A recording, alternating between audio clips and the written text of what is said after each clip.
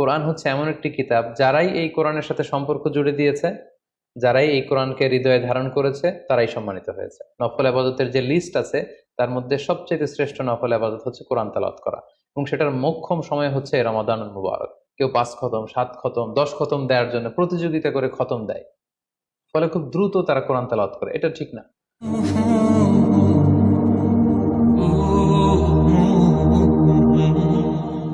যেহেতু রমাদানুল মুবারক এটা কোরআন নাজিলের মাস, আল্লাহ তাআলা বলছেন শাহরু রমাদান আল্লাযী উনজিলা ফীহিল কুরআন।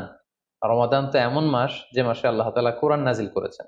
সো এটা কোরআনকে উদযাপনের মাস, কোরআনের সাথে নতুন করে সম্পর্ক গড়বার মাস, বেশি বেশি কোরআন তেলাওয়াত করবার মাস। নফল ইবাদতের যে লিস্ট আছে, তার মধ্যে সবচেয়ে শ্রেষ্ঠ নফল ইবাদত হচ্ছে কোরআন তেলাওয়াত করা, এবং সেটার মোক্ষম সময় হচ্ছে রমাদানুল মুবারক। আমরা প্রত্যেকেই জানি যে এই মাসে তেলাওয়াত করার যে একটা আবহ, যে একটা ইমেজ, যে একটা পরিবেশ, এবং যেরকম একটা মজা পাওয়া যায়, বছরের অন্য কোনো মাসে কিন্তু ওই ফিলিংটা আমাদের আসে না। সো এই সুযোগটাকে আমাদের কাজে লাগানো, আমরা যেন প্রতিদিন কোরআনের তেলাওয়াত করি, এবং তেলাওয়াত করার ক্ষেত্রে অবশ্যই ধীরস্থির ভাবে তেলাওয়াত করতে হবে।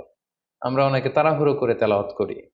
হাদিসে এসেছে রুব্বা কারিন লিল কোরআন ওয়াল কোরআন ইয়ালআনু। কোরআনের অনেক তেলাওয়াতকারী আছে যাদেরকে কোরআন রহমত দেওয়ার পরিবর্তে লাআনত দেয়, কার্ডস করে, অভিসম্পাত করে।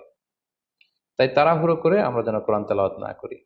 রমাদান আসলেই দেখা যায় কিছু কিছু মানুষ কোরআন খতম করবার জন্য উঠে পড়ে লাগে। কেউ 5 খতম, 7 খতম, 10 খতম দেওয়ার জন্য প্রতিযোগিতা করে খতম দেয়, ফলে খুব দ্রুত তারা কোরআন তেলাওয়াত করে। এটা ঠিক না।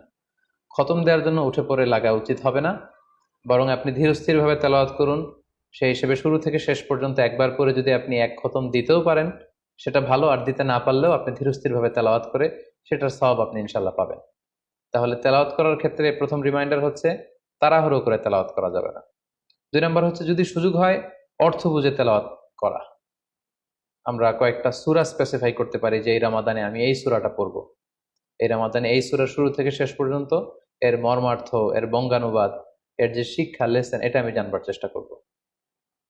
সম্মানিত দিনী ভাই এবং বোনেরা, কোরআন হচ্ছে এমন একটি কিতাব, যারাই এই কোরআনের সাথে সম্পর্ক জুড়ে দিয়েছে, যারাই এই কোরআনকে হৃদয়ে ধারণ করেছে, তারাই সম্মানিত হয়েছে। একটু খেয়াল করে দেখুন, সাইয়েদনা জিবরিল আলাইহিস সালাম, উনি কোরআন নিয়ে আসমান থেকে পৃথিবীতে নেমেছিলেন। কোরআনকে নিয়ে আসার কারণে উনি হয়েছেন শ্রেষ্ঠ ফেরেশতা। আল্লাহ রাসূল সাল্লাল্লাহু আলাইহি ওয়াসাল্লামের উপর কোরআন নাজিল হয়েছিল, তাই তিনি হয়েছেন শ্রেষ্ঠ রাসূল। এই রমাদান মাসে কোরআন নাজিল হয়েছে, তাই রমাদান মাস হচ্ছে 12টা মাসের শ্রেষ্ঠ মাস, সাইয়্যিদুশ শুহুর।